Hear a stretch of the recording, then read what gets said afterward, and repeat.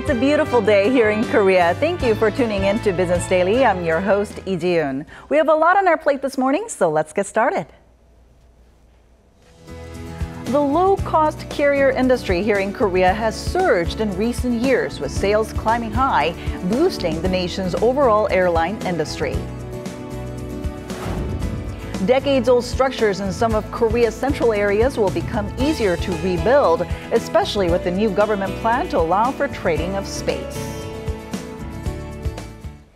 A historic nuclear deal between world powers and Iran has opened up prospects for many countries and businesses around the world, including Korea, who are looking to re-enter the tightly closed market. Once sanctions are lifted, experts say that it will help prop up Korea's exports. Korea International Trade Association says the country's performance, especially in the construction and car sectors, are expected to pick up, as well as in petrochemicals and shipbuilding. Korea's trade volume with the Middle East's second largest economy was about $17 billion in 2011, but fell to half in 2014 after stricter economic sanctions. A new report by Korea Central Bank shows that the link between economic growth and job creation has become weaker. It said while the impact of economic factors on employment from the year 2000 up to the global financial crisis was measured at 18%, from 2011 through the first quarter of this year, it shrank to minus 1.3%. The analysis attributed the growth to older workers choosing to remain employed, as well as having more women in the workforce. It noted that this trend indicates the quality of employment has gone down. And it seems the country is putting the avian flu behind it. Korea's Ministry of Agriculture, Food and Rural Affairs has announced that it will lift its nationwide ban on poultry movement as of 6 p.m. Wednesday, put in place after the bird flu was first discovered last September in Yeongam, Jeollanam-do province. It marks 30 days since the final culling and decontamination operation was concluded at a duck farm there last month.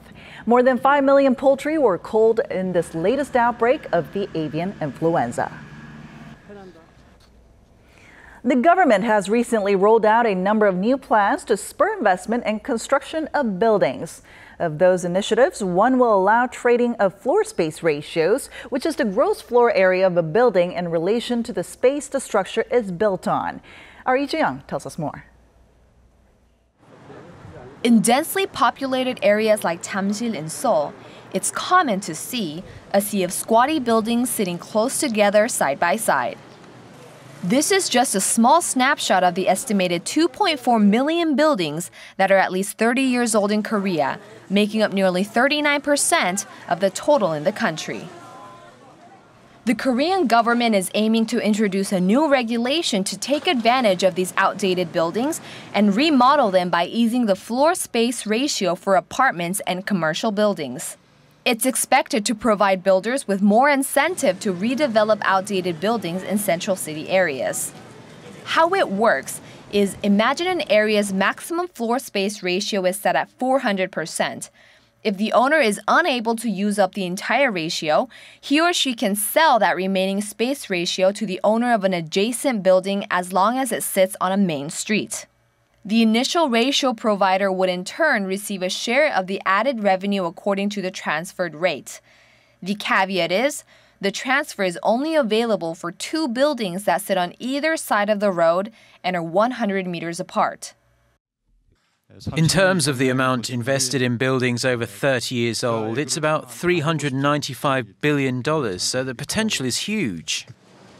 Experts say this change is expected to spur new investments and breathe life into the construction sector. Lee Ji-young, Business Daily. Korea has seen no new MERS infections for roughly 10 consecutive days now, but the country's tourism sector is still very much in the doldrums. With a shrinking number of visitors, even in the peak summer months, the government is stepping in to bring the tourism industry back on track. Our Eunice Kim has the story. An empty street in Myeongdong, a closed theater. The airport is sleepy and accommodations are empty.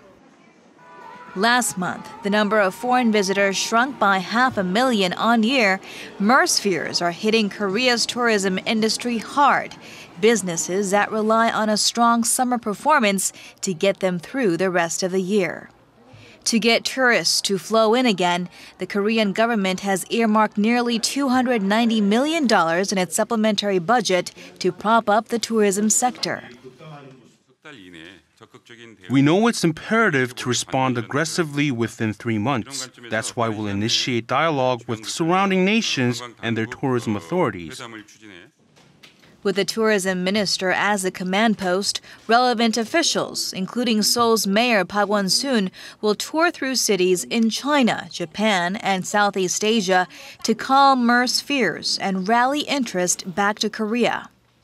And the ball is already rolling. Korea's Justice Ministry has automatically extended visas already issued to a period of 6 months and has scrapped the $15 fee for those traveling in groups, good through the end of September. The Korea Grand Sale that's slotted for the winter months has been bumped up to August, and a large-scale Hallyu concert is being planned for China's National Day in October. And for the long term, Korea will use big data to analyze the needs and interests of its visitors by demographic so they can be even better served in the future. Eunice Kim, Business Daily.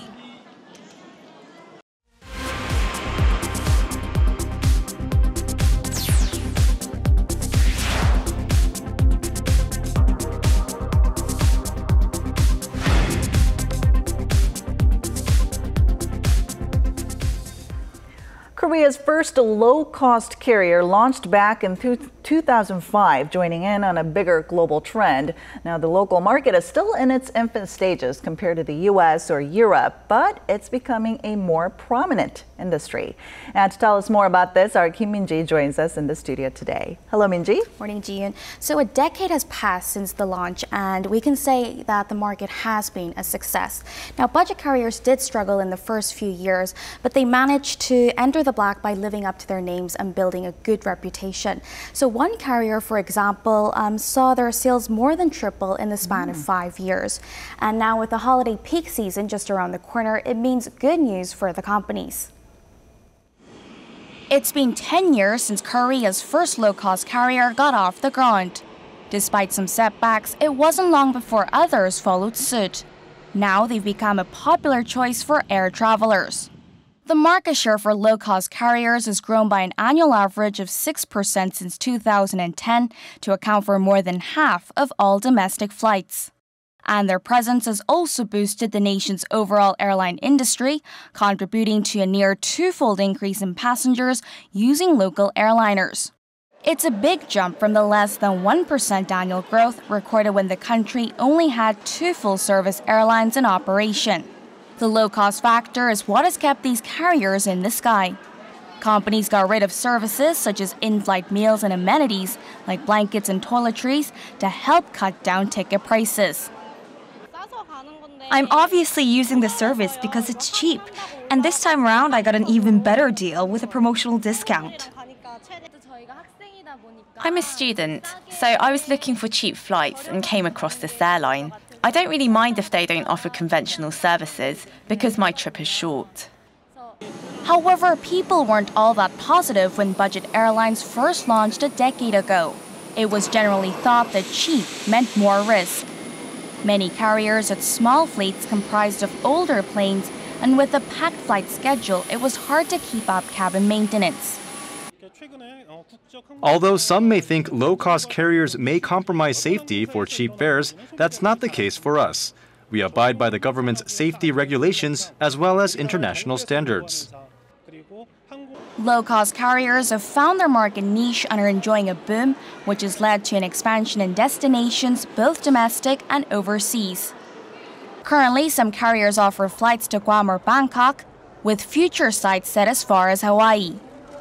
Experts say it's without a doubt this success will continue as long as companies are able to adjust their strategies and stay on top of aviation and tourism industry trends. It's not like these budget carriers can deploy planes that can carry hundreds of people. So rather than focus on long-haul flights, they should focus on gaining competitiveness in short-range flights to popular destinations in Asia. The Minji, how much cheaper are the fares of these low-cost carriers? Well, it depends on the company, but the average tickets are priced about half the price of full-service carriers. Wow. So, and depending on when you book it, the prices can differ. And if we take Jeju Island, for example, these are the prices that you would pay for if you booked them yesterday from Gimpo Airport. The departure date is set for the coming Friday, and all planes leave between 6 a.m. and 7 a.m. So as you can see, T-Way is the cheapest at just under $60, while the nation's full-service carriers such as Korean Air or Asiana Airlines charge over $100. Wow, then you're really saving some big bucks there. But then I heard that some cancellation fees could be pretty costly, expensive. Yes. As you're not paying that much for the tickets themselves, it is relatively expensive. It's considered expensive, and it has been cited as one of the main complaints among consumers.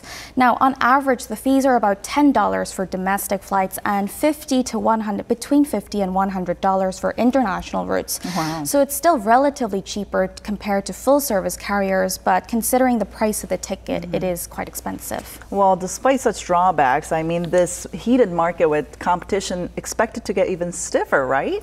That's right. It's expected to heat further as foreign competitors are eyeing the Korean market.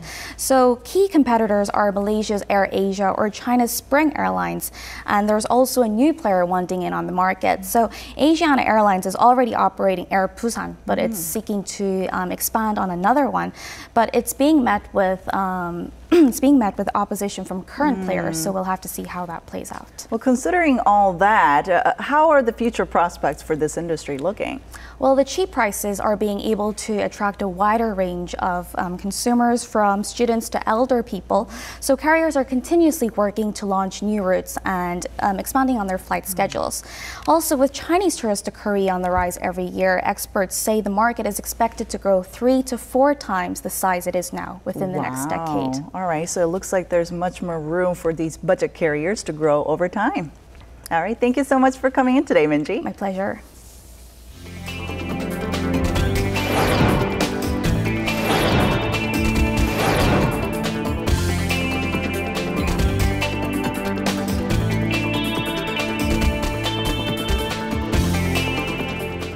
All right, that wraps it up for today. Hope you enjoyed it. We'll be back tomorrow at the same time, same place. Thanks for watching, and goodbye.